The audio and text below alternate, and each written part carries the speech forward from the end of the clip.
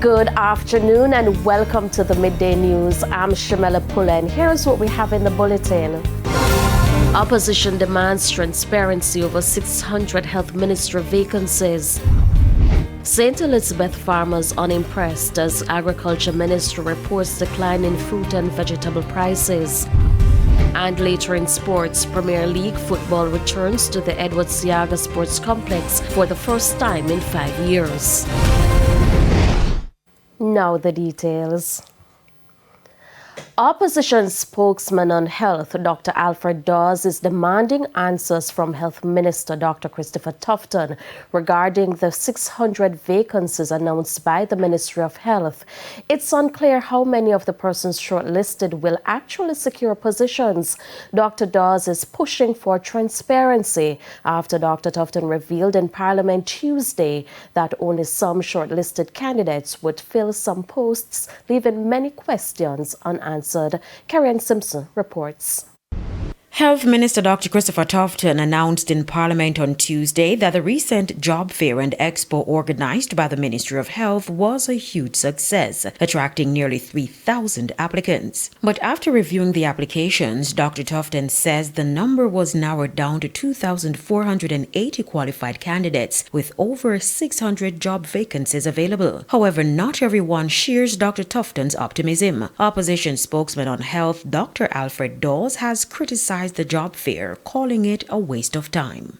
How many of those 2,400 shortlisted employees can actually go towards filling the 600 posts? What positions were they shortlisted for? And how many of them are actually being considered for the crucial, vital, technical positions that are needed right now for the proper functioning of the healthcare system? As predicted, the Ministry of Health and Wellness job fair was a spectacular visual production with very little benefit to the health sector. Many attendees confirmed that the entire fair could have been an email. Traveling for miles to drop off a resume is archaic and, quite frankly, a colossal waste of time. Dr. Dawes further argued that the health minister has failed to adequately address the chronic staff shortage plaguing the sector. Boasting of an unnamed but few number of nurses and doctors hired is a PR stunt when currently the Anata Bay Hospital still has no surgeon and has to be transferring patients to an overcrowded St. Anne's Bay Hospital. Sav Hospital is short of 30 doctors at least, and there are general staff shortages across the island.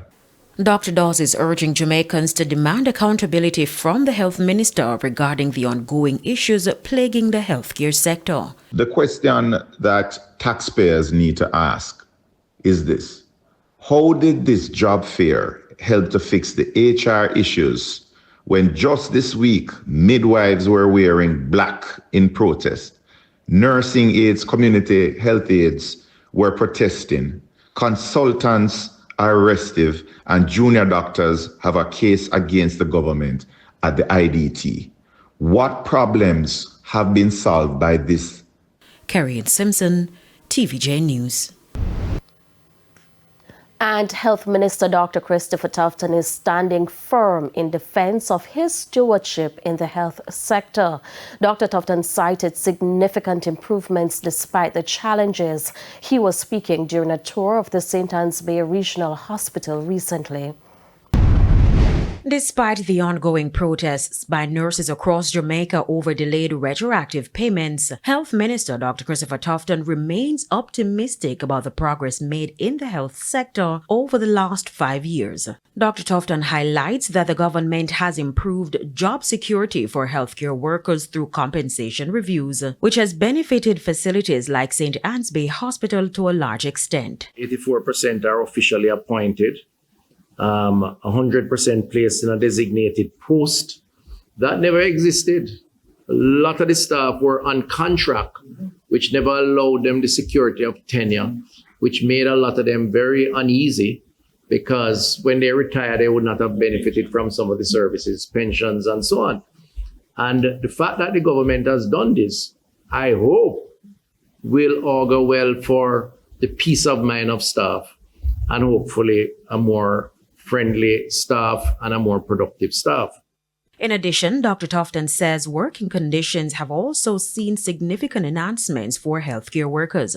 Furthermore, patients accessing care at hospitals like St. Anne's Bay have also benefited from upgraded facilities and services, leading to a better overall healthcare experience. We have had fleet expansion of vehicles, ambulances included. We have put in place new services, urology being one that we just discussed. Enhanced maternal and childcare services, which the PROMAC unit, which is extremely modern, fully equipped, and is offering an important service. We had to use it for COVID. It's gone back to its original use. We are now on record with digital health records for patients. Dr. Tofton acknowledges that despite the progress made, challenges will always be present in the health sector. I think it's important that we do not lose sight of the fact that the struggle will always continue. It's always a work in progress. We work to perfection, rarely ever get there in any aspect of our lives. But we must recognize the efforts of those who have really made an effort. And it's interesting. We make the news normally for the percentages that are dissatisfied, but rarely make the news for the percentages which invariably are far more than leave as a satisfied customer. It's just a part of human nature. Carrie-Ann Simpson, TVJ News. To other news now, despite a revelation from the Agriculture Ministry that prices of some fruits and vegetables have declined, some farmers in St. Elizabeth are not happy. The details in this report. In Parliament last week, Agriculture Minister Floyd Green painted a positive outlook of the sector, noting that after last year's weather events, the market is stabilizing with clear signs of recovery. Green sweet pepper is down 66% in January. Iceberg lettuce is down 44% in January. Salad tomato is down 40% in January. Pak choy is down 22%, yes. And carrots are down 33%. But it appears not everyone is seeing those prices. Our news team visited markets in St. Elizabeth, and while some produce have declined, there were still complaints. Yeah, tomato gone down. The tomato, you can't see tomato there everywhere now, but cabbage not gone down. Sweet pepper step back up same way because we can't get that neither. But that's not all. Another farmer explained that despite investing thousands in crops, he's often left counting his losses. It's why he wants the government to do more. When vendors come to buy in the farm, it's like a dictatorship going on where they're telling you that they cannot afford to pay more than X, Y, Z. And regardless of the fact that they're going to make a profit and they're taking the risk of buying it and going to the market and the transportation and all of that. We understand where the gas price is, but at the same time, as farmers, it's like it's discouraging. It's a bit ticklish in a sense, because you go out there days upon days and you find the money, make the sacrifice, buy your seeds, buy your chemical, and the chemicals are very expensive. I think the government should put something in place through RADA as a registered farmer with RADA, JAS, and a member of a PMO. I believe that things can be put in place to subsidize certain things for the farmers. In light of those complaints, our news team sought a response from the Agriculture Minister Floyd Green. Clearly what we have seen is that the prices have started to trend down in specific crop lines, and this is lines like tomato, sweet pepper, but again, these are the cumulative averages across the island, and these are the prices that are at the farm gate. So there are differences in relation to what we see in the retail, what we see in relation to the market. Anthony Lug, TVJ News. The St. James Municipal Corporation is taking steps to address the long-standing issue of stray animals in the parish. Mayor of Montego Bay, Richard Vernon, says the problem has plagued the parish for far too long and cannot be allowed to continue. According to reports, over the past 2 years, approximately 100 complaints were made to the St. James Health Services and Environmental Health Unit regarding stray animals. Furthermore, in the past year alone, the St. James Municipal Corporation received over 30 complaints about the hazards posed by stray animals. Mayor of Montego Bay, Richard Vernon, says it is why the corporation is now proposing animal restrictions for certain areas in the second city. So Montego Bay is defined by the geographical limits, and those areas be declared a restricted and prohibited area pursuant to Section 3, subsection 1, A and B of the Keeping of Animals Act, 1979. Mr. Vernon provided additional clarification on the types of animals that will be restricted. Within the context of the Pound Act and the Keeping of Animals Act, animal means horse, mare, gelding, foal, colt, filly, mule, ass, bull, ox, steer, heifer, calf, sheep, lamb, goat, kid, hog, and pig. I have to be clear, not cats, no dogs.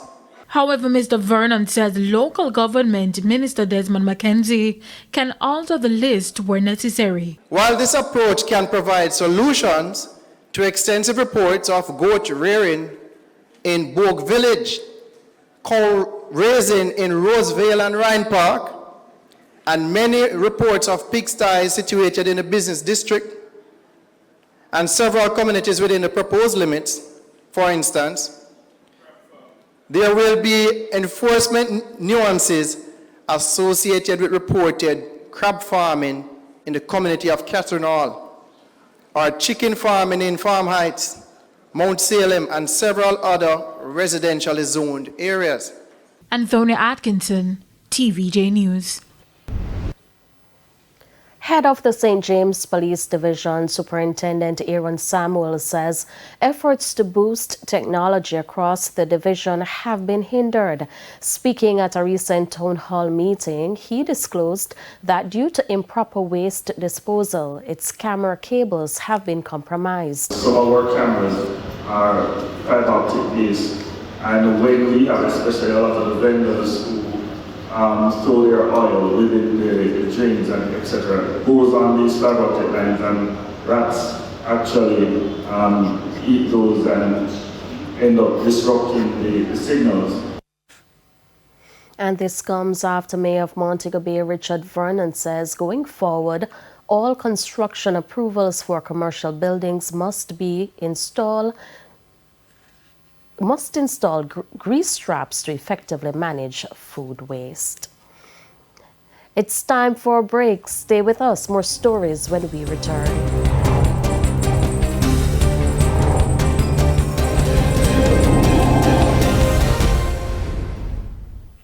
Welcome back to the Midday News.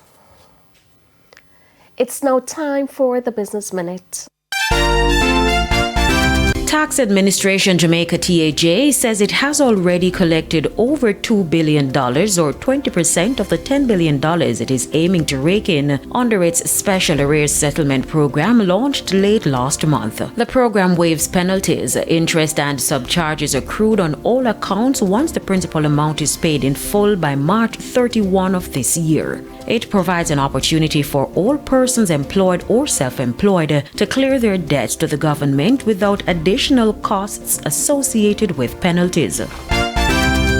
Further afield, the White House says as an unpaid special government employee, Elon Musk will not need to file a public report on his financial interests with the government. Instead, he plans to file a confidential one. While ethics guidelines do not require Musk to file a public disclosure, questions remain about his potential conflicts of interest. Musk's companies have billions of dollars in government contracts, and he's in the process of dismantling many parts of the federal government through the administration's Dodge initiative. According to the New York Times, under federal law, special government employees are not allowed to take actions that directly benefit them or their families without an ethics waiver. And that's it for the Business Minute. I'm Carrie Simpson.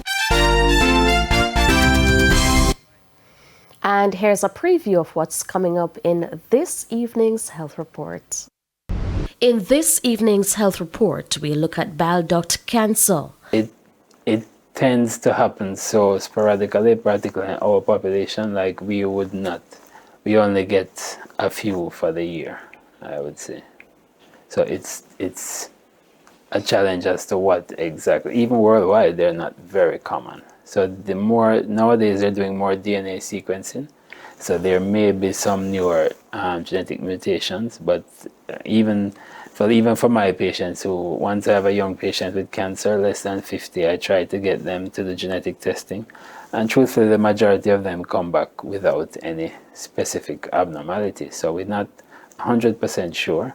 That's the health report in Primetime News at 7. And now for today's Healthy Living tip. Get vaccinated against hepatitis B and take steps to prevent infection with hepatitis C. Limit alcohol use. Don't smoke. Eat a diet rich in fruits and vegetables. And limit red and processed meat.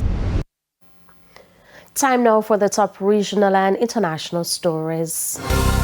In the region, Belizeans will go to the polls on March 12, 2025. The country's prime minister made the announcement Tuesday, adding that the nomination day will be held on February 24, 2025. The incumbent People's United Party will do battle against the United Democratic Party (UDP) in the upcoming poll.